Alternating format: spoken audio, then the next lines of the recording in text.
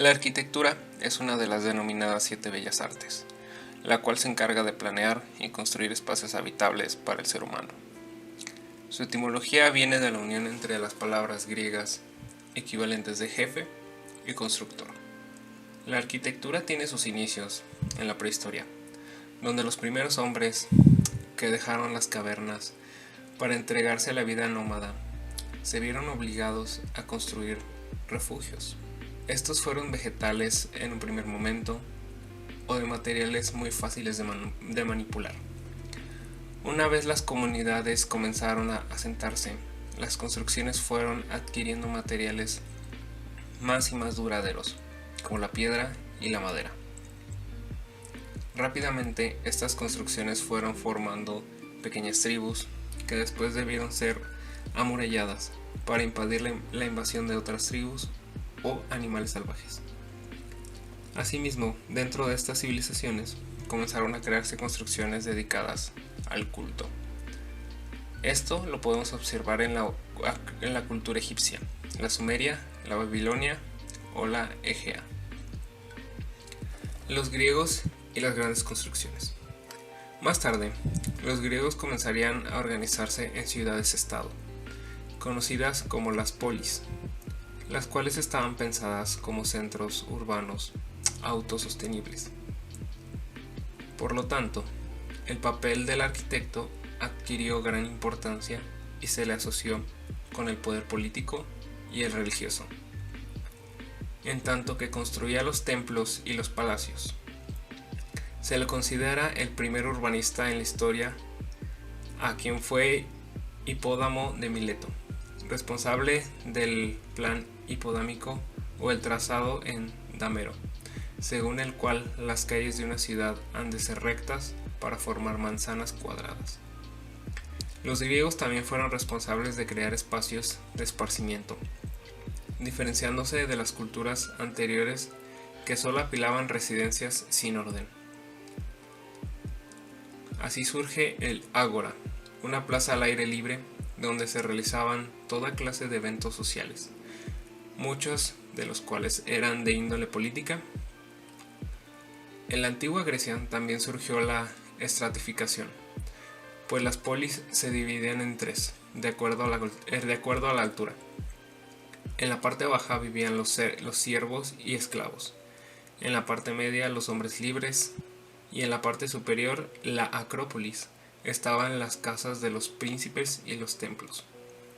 La arquitectura de este periodo clásico, donde también se incluye la arquitectura romana, se le divide en tres grandes periodos: el dórico, el jónico y el corintio, en los cuales las construcciones fueron en un primer momento robustas y simples, y luego pasaron a ser más ornamentadas.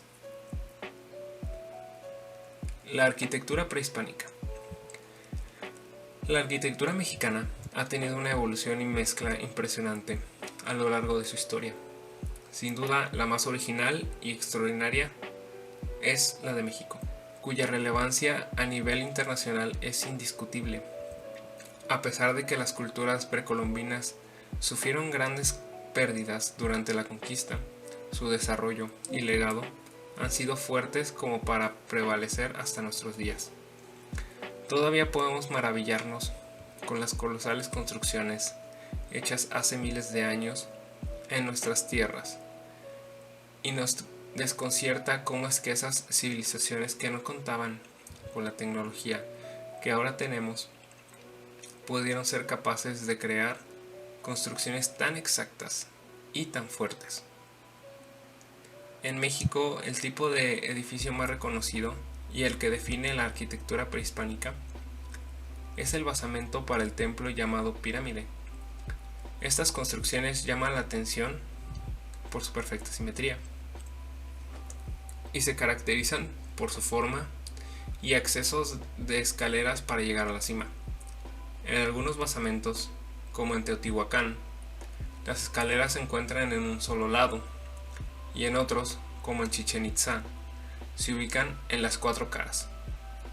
En ocasiones, también están decoradas con esculturas talladas, con piedras duras, un proceso primitivo del que se obtuvieron extraordinarios acabados. resaltando la gran organización de estas culturas para la prefabricación de materiales. Las técnicas de edificación de cada cultura indígena dependían de la zona geográfica y del acceso a distintas materias primas. Ejemplo de ello son las zonas arqueológicas en México, que son el legado de un ingenio arquitectónico de hace casi 2000 años. En Teotihuacán, una de las técnicas más interesantes de construcción fueron los cajones de adobe de planta cuadrangular, con troncos de árbol en las esquinas para reforzar los cercados. Los cajones rellenaban los espacios con piedras y tierra, y al terminar ese nivel se construía sobre él. En la actualidad, los castillos de varilla y concreto tienen el mismo fin. El acabado final se hace con piedras careadas, que son piedras labradas en una cara para obtener una superficie más lisa y cubrirla con estuco, una pasta de grano fino compuesta de cal.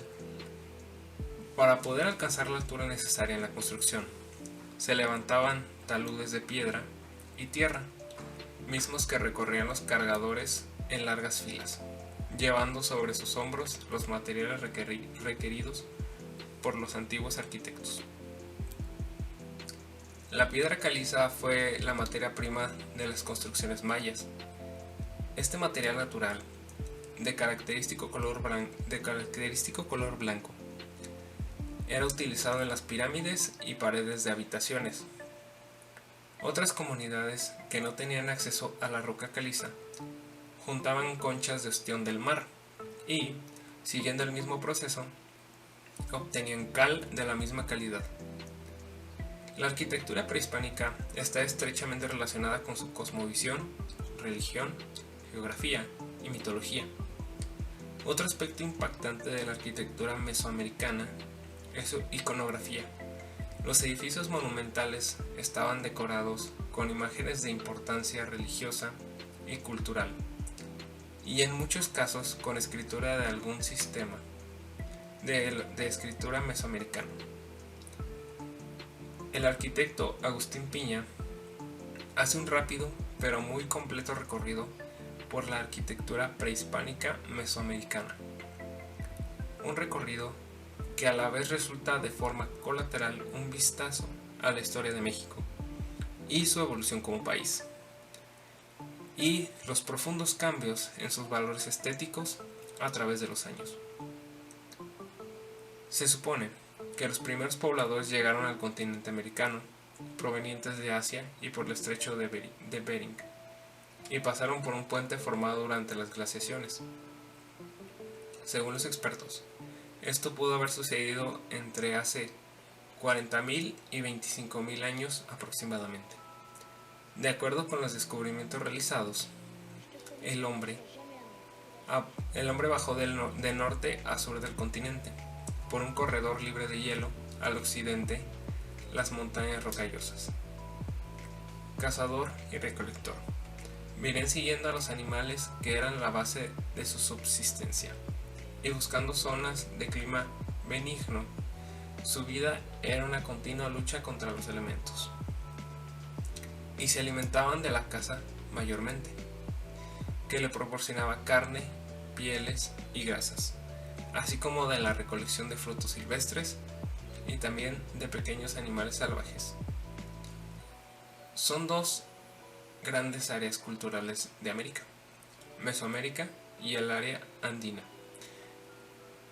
En esta ocasión, recuperando la primera, una área cultural geográficamente bien delimitada, esta región ocupa una gran parte de lo que actualmente conocemos como la República Mexicana, y se interna en Guatemala, Honduras, Belice, parte de Nicaragua y Costa Rica.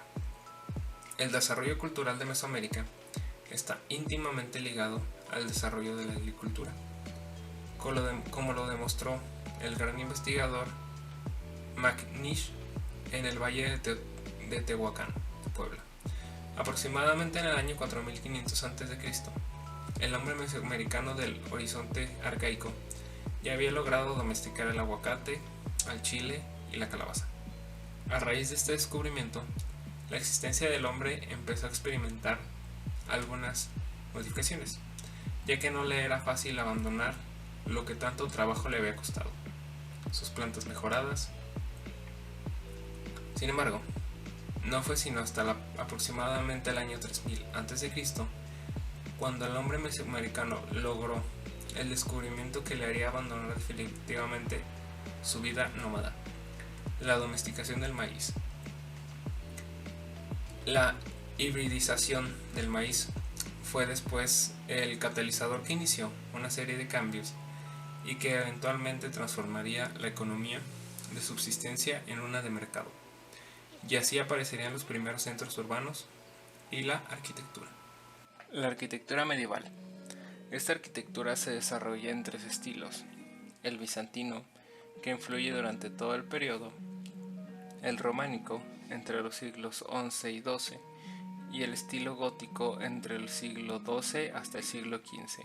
Así, en la arquitectura bizantina, considerada el primer estilo importante en la Edad Media, resalta la solidez estructural, usando para la construcción espléndidos mosaicos interiores con un capitel hermosamente decorado, con una característica y específica cubierta abovedada muy ornamentada.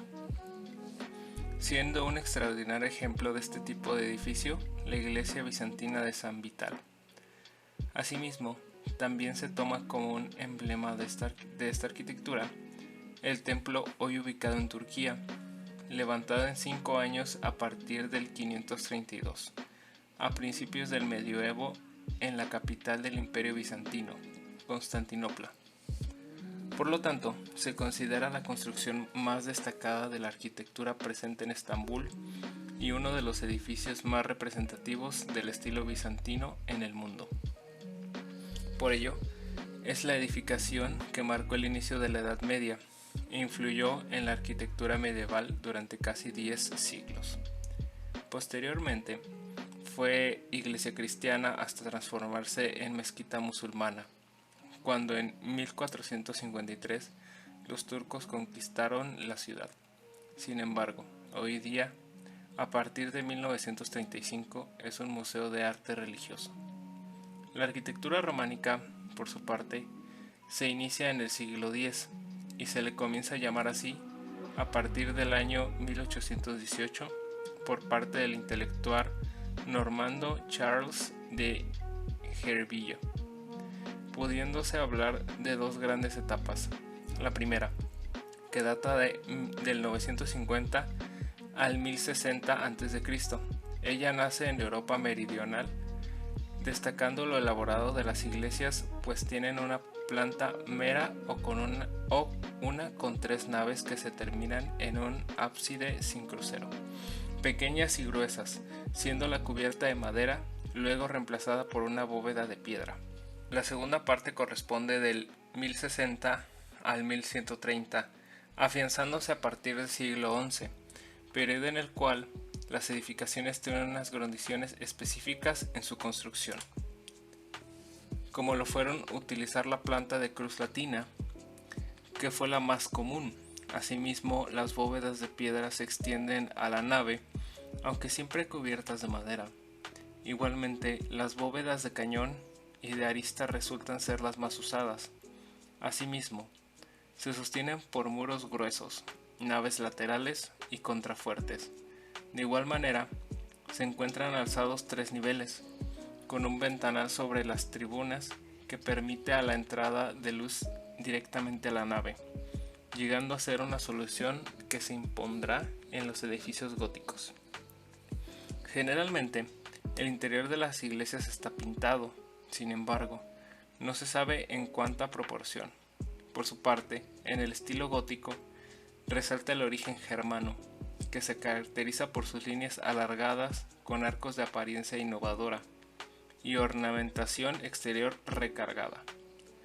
Esta arquitectura se desarrolló durante la Edad Media Europea y comprende a los periodos bizantino, prerrománico, románico y gótico, descritos anteriormente. Asimismo, conviene resaltar que en ella se reflejan una serie de especificaciones y episodios relacionados con la construcción de los castillos, su defensa, la higiene, el panóptico, la vida familiar en los palacios, la influencia de la peste negra, entre otros. Algunas de estas especificaciones en las construcciones se describen brevemente a continuación. En la arquitectura medieval se resaltan los espacios que servían de defensa en las edificaciones.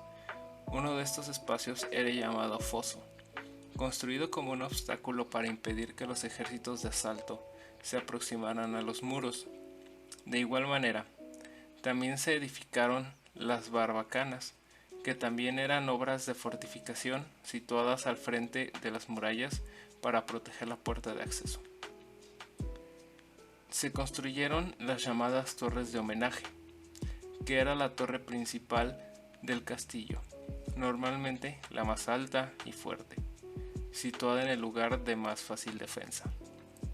Asimismo, se elaboraba el rastrillo, que solía ser una pesada reja rematada en la parte de abajo en puntas, que formaba parte de las fortificaciones de la puerta, junto al puente levadizo y la barbacana. También se incluía el llamado adarve, que se trata de un muro de fortaleza que comunica los diferentes elementos de defensa vertical, compuestos de vigilancia. Podía ser cubierto o volado entre dos torres, para defender la puerta principal del castillo.